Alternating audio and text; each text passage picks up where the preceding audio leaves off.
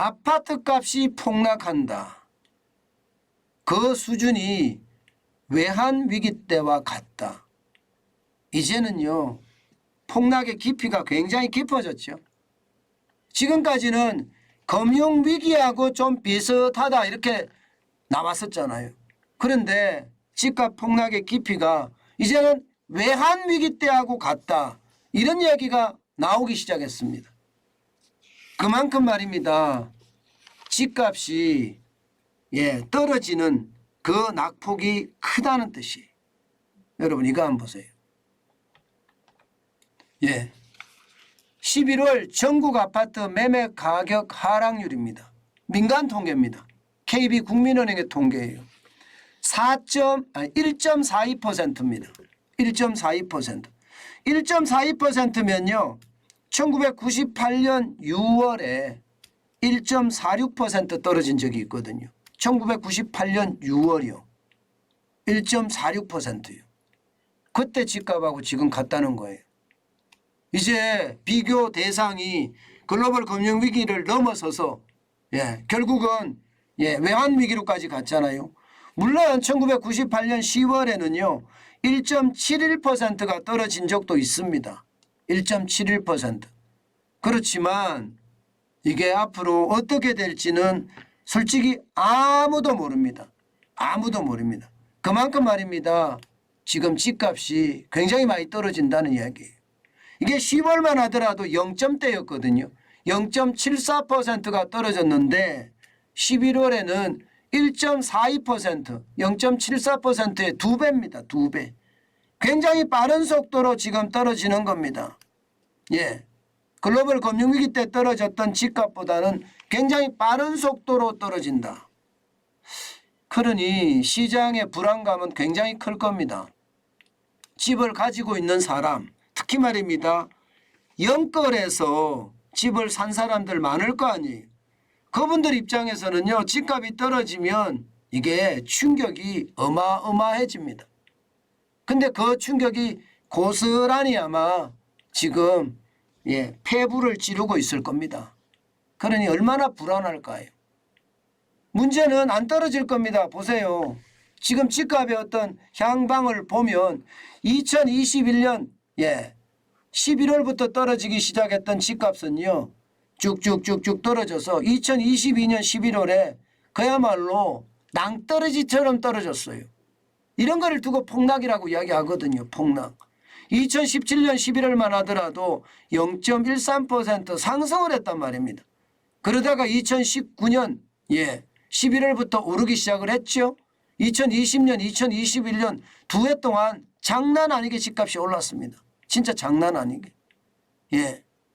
저는 2017년, 18년을 거치면서 문재인 정부가 조금만 더 경제를 알고 신경을 썼더라면 집값이 이렇게까지 폭등은 안 했을 겁니다.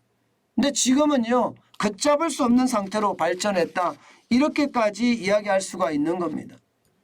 여러분 오죽했으면 글로벌 금융위기를 넘어서 이제는 IMF 외환위기 같다는 말이 나오겠습니까? 게다가 더 심각한 것은요. 글로벌 금융위기라는 위기가 있었고요. 외환위기라는 위기가 있었습니다. 그런데 2022년에 위기가 있었습니까?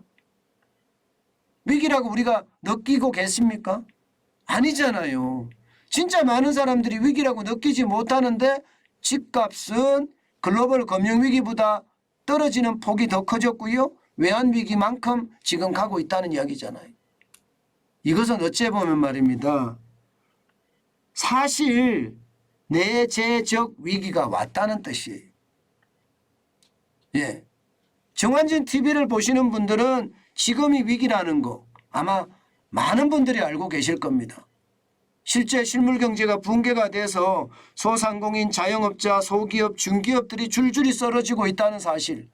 이게 대기업이 아니니까 기사가 그만큼 덜 나기 때문에 그걸 우리가 못 느낄 뿐이지 제가 중기업이나 소기업이나 이게 자영업자나 소상공인 말도 못하게 무너진다고 말씀을 드렸죠. 그게 실물경제의 붕괴거든요. 지금 그게 현실화되고 있다. 아니 현실화됐다. 그렇게 이야기할 수 있는 겁니다. 그 위기 때문에 결국 집값이 이렇게 떨어지는 거고, 물론 금리 인상도 큰 몫을 차지하죠. 실물 경제의 붕괴만큼 금리 인상도 차지를 합니다. 실물 경제가 붕괴가 안 됐다면 금리 인상하는 거 나 벌어서 이자 낼 수 있어 이렇게 되거든요. 그런데 실물 경제가 붕괴를 하니까 벌어서 이자를 못 내는 거예요. 그러니 이런 상황이 벌어진 거죠. 그래서 저는 최악의 상황이 점점 가고 있다. 아직도 이게 끝나지 않았다고 봅니다. 1.42% 떨어지는 게 끝나지 않았다고 보는 거예요. 더 떨어질 거라고 보는 거예요. 그래서 더 위험하다 이렇게 생각을 합니다. 전국적으로도 보면 말입니다. 여러분. 서울이 1.41%죠. 예. 대구가 많이 떨어졌다고 하지만 1.55%예요. 인천은 보세요. 진짜 놀랍습니다. 2.59% 떨어집니다. 2.59%. 대전도 2.32% 떨어지고요. 진짜 많이 떨어지죠. 세종도 2.53% 떨어집니다. 세종도. 예. 경기는 1.83%고요. 안 떨어지는 데가 없습니다. 그나마 좀 덜 떨어진다는 데가 제주예요. 제주가 0.02% 떨어지는 데 그쳤으니까요. 유일하게 말입니다. 유일하게. 나머지는 전부 다 전남만 하더라도 1.07% 떨어지잖아요. 결국 집값 떨어지는 그 속도나 그 흐름이 지금 외환위기를 닮아간다. 그 이야기가 진짜 틀린 이야기가 아닌 겁니다.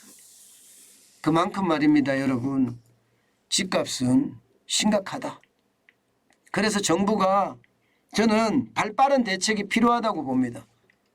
물론 얍삽하게 그렇게 발빠른 건 필요하지 않아요.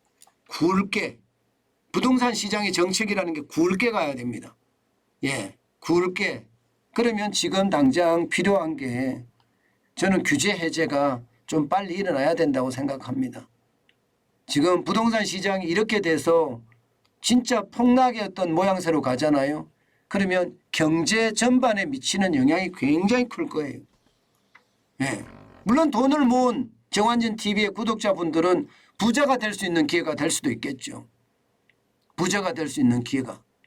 그렇지만 많은 국민들이 고통을 경험해야 되니까 저는 그 고통을 경험하지 않게 정부가 적절한 정책으로 부동산이 경착륙이 아니라 폭락이 아니라 연착륙, 서서히 떨어지는 그런 아주 다양한 정책을 냈으면 좋겠습니다.